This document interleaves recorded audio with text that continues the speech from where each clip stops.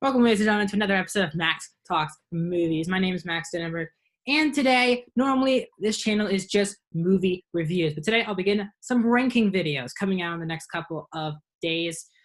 So first, my ranking video today is my May 2020 ranked.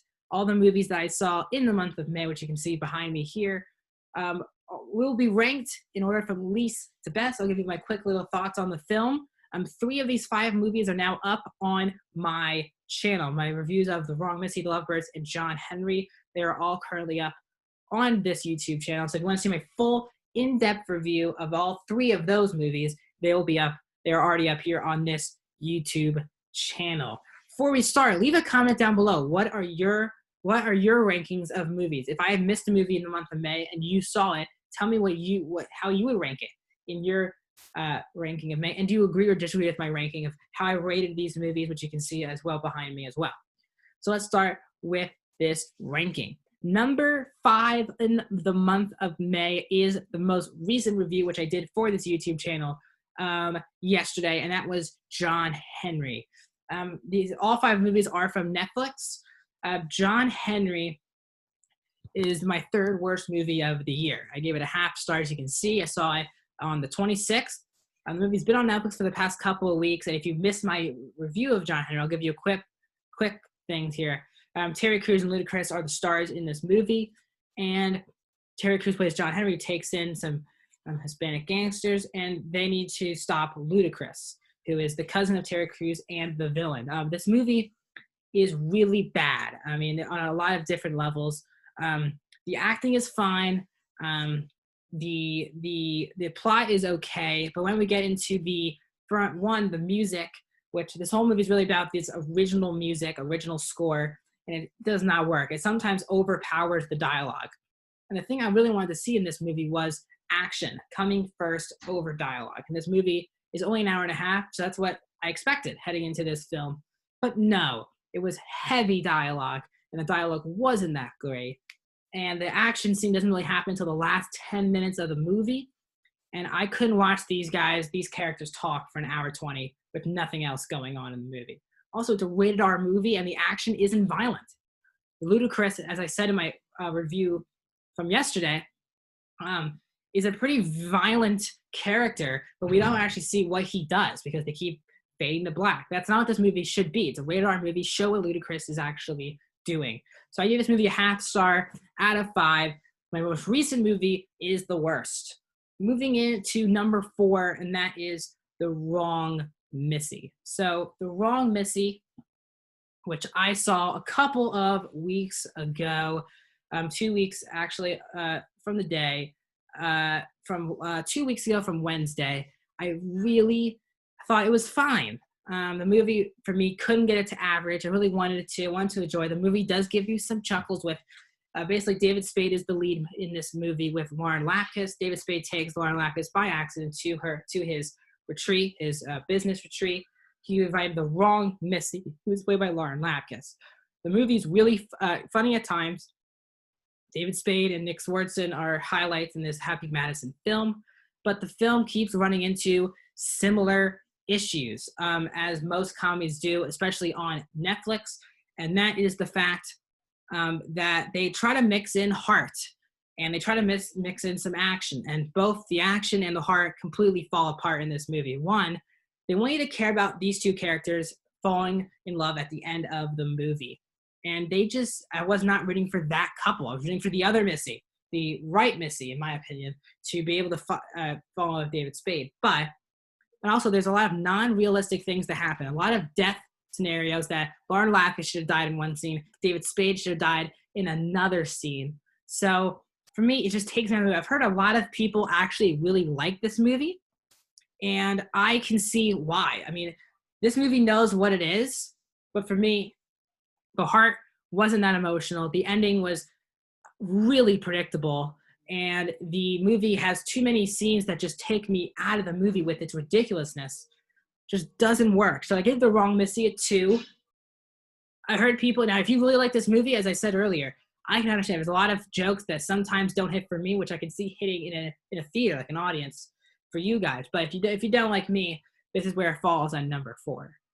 coming up next, my number three is All Day and a Night. There are two movies that came on Netflix on May 1st. So I'll talk about the other one very soon. All Day and a Night.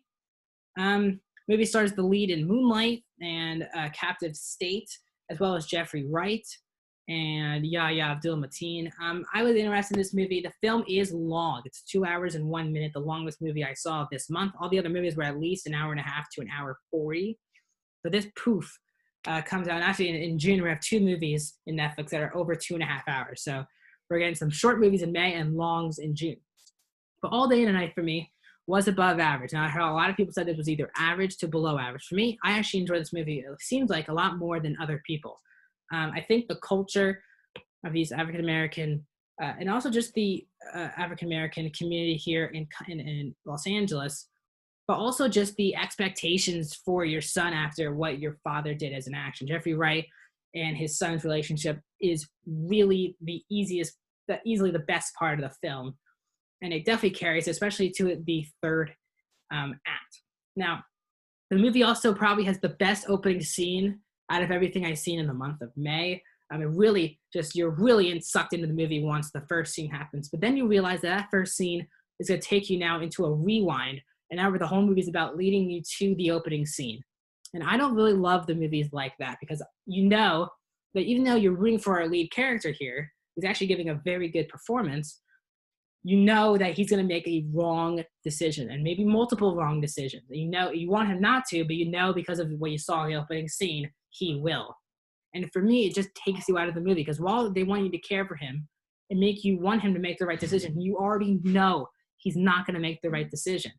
So how can you get completely invested in that? For me, the acting was really good. The music was really good. It's very well directed, but the movie does suffer from its way of storytelling, the script itself. There's a big plot twist in the third act with a friend of our lead characters, and it doesn't really work. And the scene itself, the fight scene itself, is pretty bad. But overall, I gave the film a 3 out of 5 stars. I'll move into my second place, and that is The Lovebirds, which I also just saw a week ago from today, a Friday. The last Netflix movie to actually come out was The Lovebirds with Issa Rae, Kumail Nanjiani. I was really excited to see this movie, and they're both really good in this movie. They're both involved. They're a couple. They've been a couple for 4 years. They're really on the brink of a breakup, but they go into a murder mystery. The movie knows exactly what it is, and I respect that they know what it is because there's some really funny stuff. I mean, I'm a huge fan of Issa Rae from Insecure, Kumail from The Big Sick, and this director also came from The Big Sick. And people are actually loving this movie. I can't get to that level. I don't think the film is actually well directed. Even though I love this director, obviously from The Big Sick, the action is not handled good at all. Especially in the last fight scene. It's handled really poorly, and you can't really tell what's going on. And then once you do know what's going on, it seems fake. And for a movie that's trying to be realistic, it's pretty bad action scenes. There's also one scene which you saw in the trailer of this when they're in mask. This is also not a spoiler. So if you haven't seen the trailer, we haven't actually seen the trailer, they're in masks. And they say this is some handmade stuff, right? But when you actually watch what's going on, it's really disturbing to a point where you don't even want to watch. And it pulled me out of the fun aspect of the movie. It just halted into such a disturbing level.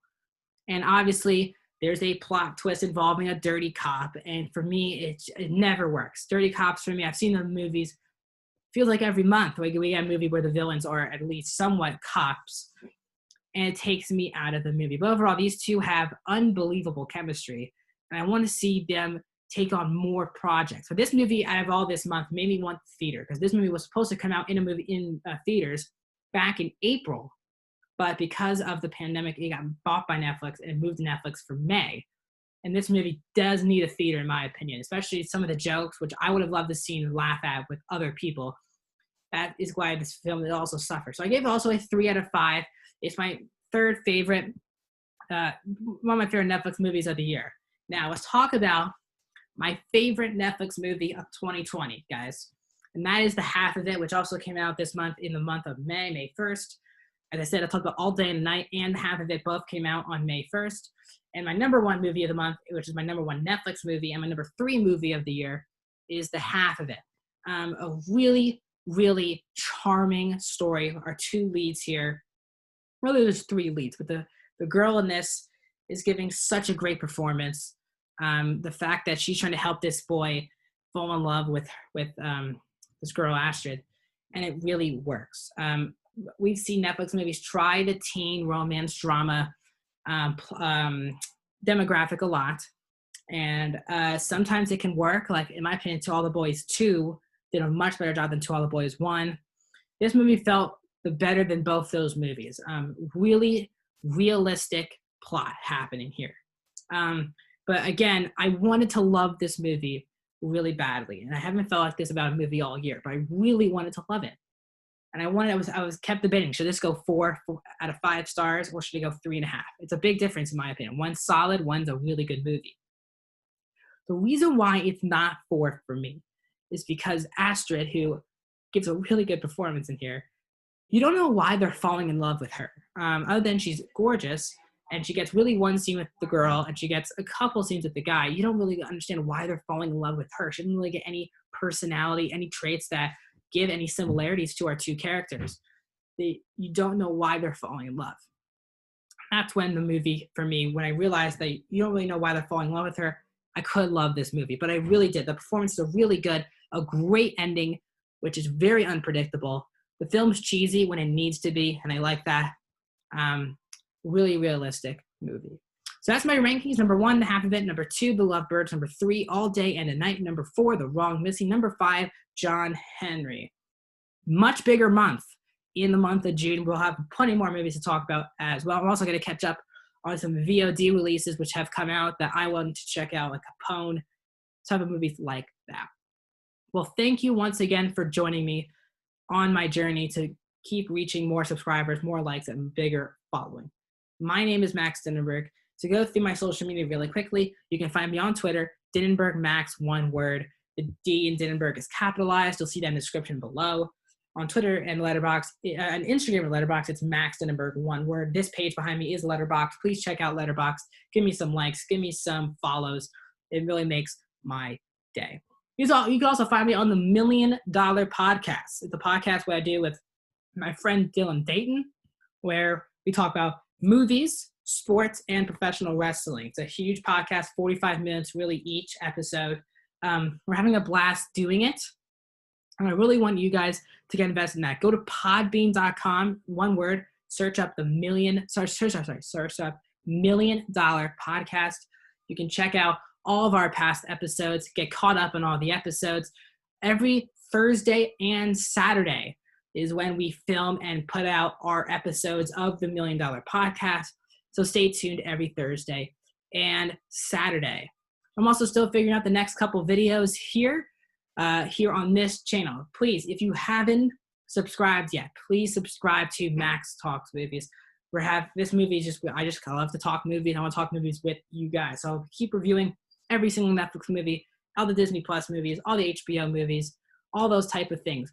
If you want me to talk shows as well, let me know down below. So please like, comment, subscribe, and share. I'm Max Dinenberg. Thank you so much.